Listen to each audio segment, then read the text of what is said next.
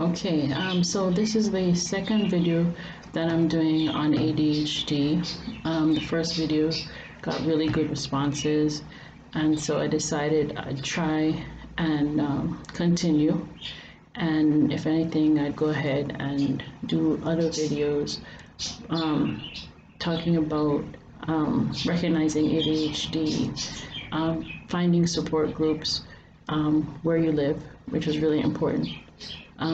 After my son was diagnosed and placed on Ritalin, which I wish I hadn't done, he was 4 at the time, and the school couldn't manage, said they couldn't manage. They didn't know what to do. So I, for many years, had him on medication, though many pharmacists recommended against it. But because of me not having anybody to guide me in what I needed to do, I did what I thought was best. He was seeing a therapist, but basically all they were doing were coming in, asking, how's he doing, and writing a prescription every 6 weeks. It ended up that his dose just kept being increased, even though it really wasn't making a difference because there was no therapy itself, as in behavioral therapy. There was nothing to help me to understand what I needed to do or to help him to cope and understand with what was going on. So for many years, I went back and forth until I decided not to have him on the Ritalin anymore. I tried natural things, CBD oil, but I really don't think I tried the right ones because it was really hard to get the CBD oil here in Jamaica, and that was even recent. And I think that maybe the ones that I got really didn't have as much in it as it said it did, or he needed probably a higher dose. With the school system, I had moved him in and out of private and public schools. When it reached the point that they would tell me that my child needed to repeat a grade, not because he didn't know the work, but because they couldn't get him to do the work. I was not satisfied with that and felt that if I let him repeat every time they said he should repeat, I don't know where he'd be right now. He took Saturday classes, he took extra lessons after school, and I had Saturday class teachers saying to me, they don't know why he's coming to Saturday class, he knows the work, and I'd have to let them know that the school, the teacher, can't get him to do the work. They tell me that they know that he knows the work, but they can't get him to do the work. So I couldn't think of anything else to do other than to have him doing extra work, which doesn't really help when he's not doing it at school. That went on and off until he came to do what we call the Pep Exam, which is an exam to enter into high school.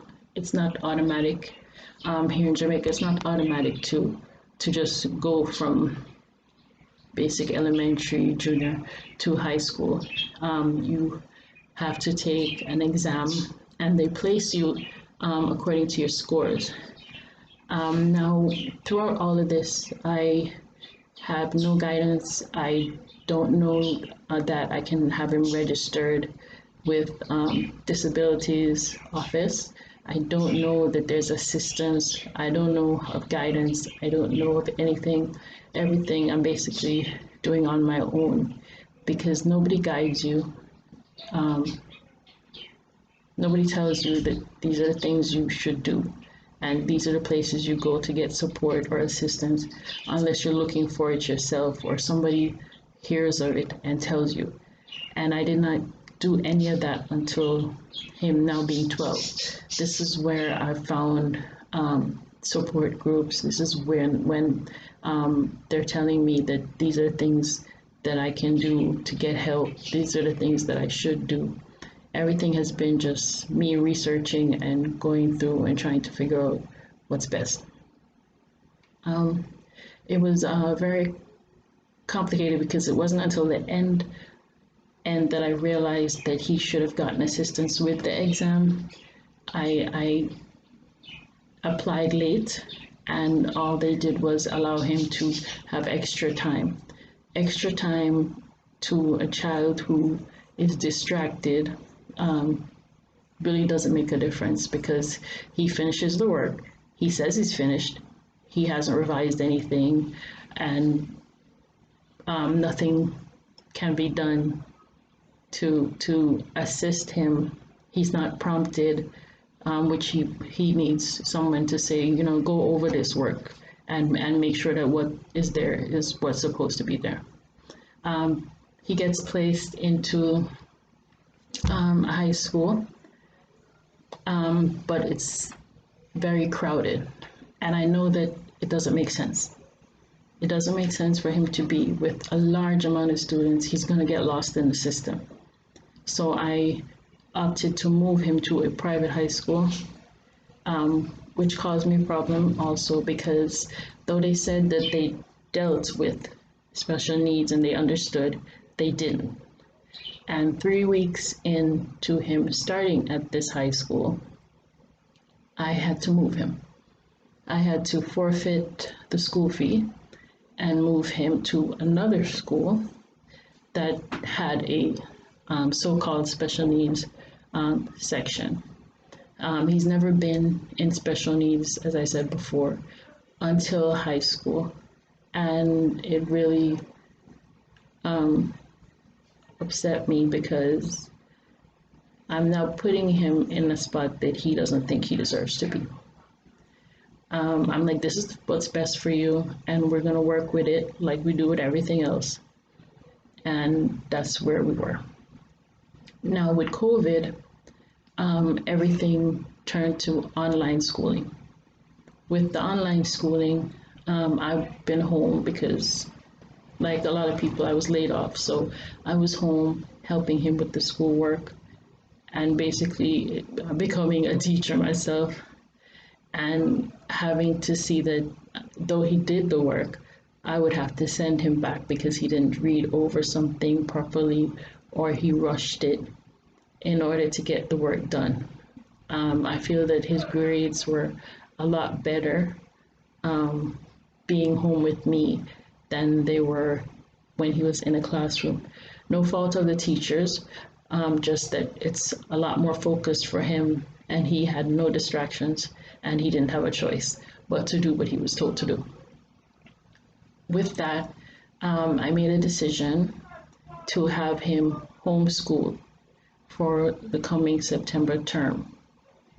I thanked all the teachers, I thanked the school for what they've done, but with the situation, it only makes sense for me to have him homeschooled with a one-on-one teacher to focus in on his work and him not having the distraction of other kids. Also, financially, it's a little cheaper, not much cheaper to also have that done. And if I'm going to pay for him to be going to a high school, I might as well have it focused and catered to him for me to do that. So that's where we are right now. I'm hoping that this just enlightens people to what goes on with a parent with an ADHD child in a system that's not really prepared to deal with that. Everybody's expected to be at a certain level, and the funny thing is everybody has an issue. Everybody has some disorder. Everybody has something that people would say they're not considered normal. Not everyone is diagnosed, and not everyone has a parent that's willing to say that I see something and I think I need to do something about what I see and not ignore it and not act like it's going to go away. He's going to grow out of it, which though he has become better dealing with it, I know that it's going to be something that he struggles with for the rest of his life. It's going to be a lot easier without having people ridicule you and speak to you as if you're less than the older that he gets. So that's all that I'm going to do today. And if anything, I'll probably try to work up resources, maybe some references for parents who don't know where to go, don't know what to do to try and get help or get support. Those who haven't been lucky enough to put themselves in a situation where you're informed by a school that deals with these special needs, and therefore you're a little bit better off than those that have decided that wherever their child is and whatever happens to the child in the school, that's just what they're going to have to deal with. So thanks for watching, and I'll see you again.